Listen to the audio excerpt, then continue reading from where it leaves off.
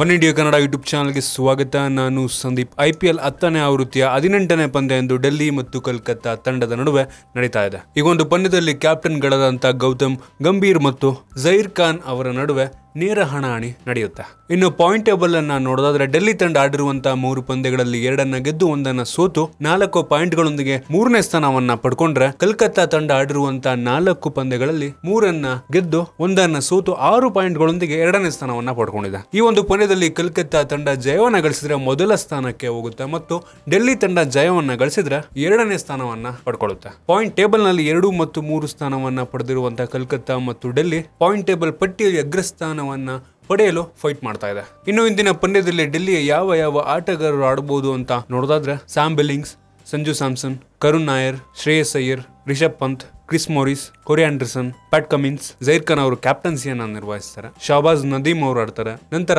ಅಮಿತ್ ಮಿಶ್ರಾ ಅವರು ಆಡುವಂತ ಸಾಧ್ಯತೆ ಇದೆ ಈ ಒಂದು ಡೆಲ್ಲಿ ತಂಡದಲ್ಲಿ ಎಂದು.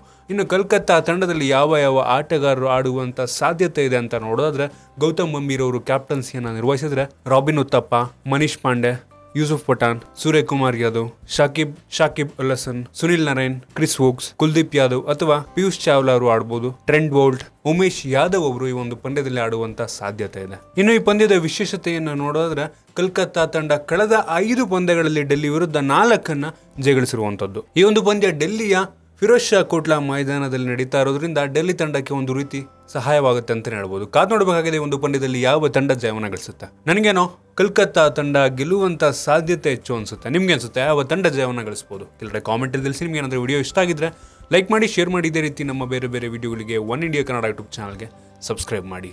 ಧನ್ಯವಾದ.